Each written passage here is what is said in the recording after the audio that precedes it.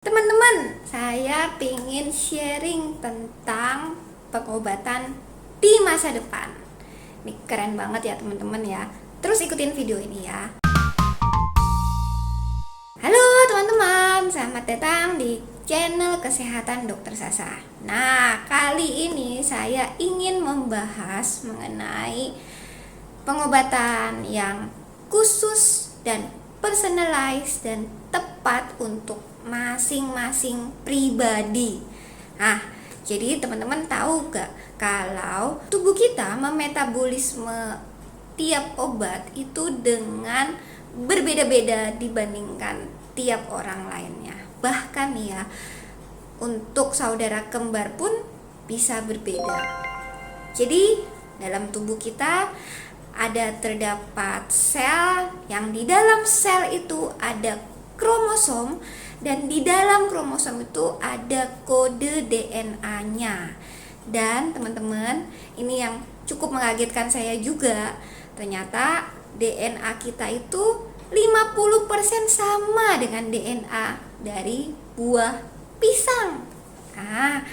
Nah, meskipun sama, tetapi fenotip atau penampakannya itu jelas berbeda kan ya teman-teman.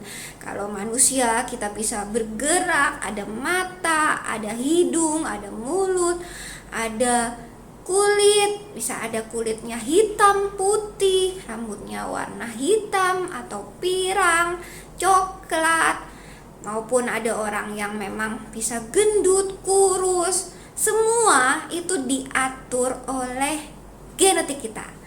Dan bahkan ya teman-teman, ternyata jiwa atau bakat seseorang itu memang ya juga sudah ditanamkan dari sananya, jadi dari Tuhan kita ya.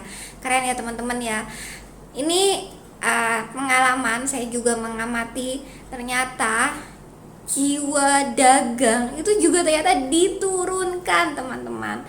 Jadi termasuk juga IQ, EQ, kemudian bakat musik, bakat menari, matematika, dan juga sifat egois atau altruis dari seseorang itu ternyata diturunkan. Bahkan kecenderungan seseorang digigit nyamuk itu juga ternyata diturunkan teman-teman. Lucu ya. Nah, jadi yang kali ini saya sebenarnya ingin membahas lebih dalam tentang obat. Nah, jadi dalam manusia itu mudahnya dibagi menjadi 3 macam sifat metabolisme terhadap obat.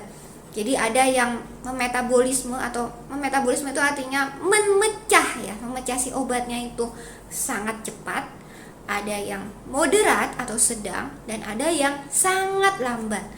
Nah, yang sangat lambat ini yang berbahaya karena bisa menimbulkan efek toksik pada tubuh orang yang meminum obatnya. Jadi sebagai contoh ya, ini pengalaman saya mengamati kawan saya yang sudah dilakukan pemeriksaan terhadap farmakogen ya. Jadi ternyata kawan saya ini tidak bisa mengonsumsi obat clopidogrel. Pada teman saya ini, sifat si clopidogrel ketika dikonsumsi oleh dia, maka kerjanya itu sangat lambat sehingga bisa menimbulkan efek samping yaitu perdarahan. Padahal kalau teman-teman tahu, clopidogrel ini merupakan obat first line atau pasti jadi SOP untuk teman-teman dokter yang spesialis jantung maupun yang spesialis saraf. Jadi untuk mengencerkan ya, nah itu clopidogrel itu first line-nya, jadi pasti diberikan. Nah, padahal justru kalau pada si pasien yang teman saya itu yang dia ternyata memetabolisme clopidogrel dengan sangat lambat, itu efeknya bisa sangat berbahaya.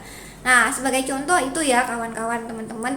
Jadi kita perlu tahu bagaimana sebenarnya tubuh kita ini memetabolisme tiap obat, karena kita bisa terhindar dari efek samping, kemudian kita juga bisa lebih tepat mengobati diri kita, dan juga bisa juga untuk mengurangi kos yang dikeluarkan. Pemeriksaan genetik ini keren banget ya teman-teman. Nanti akan saya bahas mengenai pemeriksaan yang lainnya ya, termasuk diantaranya pemeriksaan untuk nutrisi.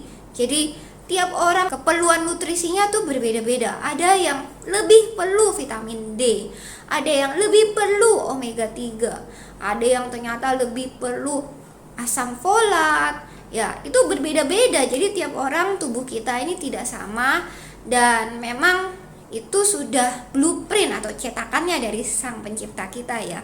So, maksimalkan tubuh kita, anugerah dari Tuhan, dengan mengenali gen yang ada di tubuh kita. Dengan mengenali gen yang ada di tubuh kita, maka kita bisa membuat tubuh kita menjadi lebih sehat. Stay happy, stay healthy ya teman-teman.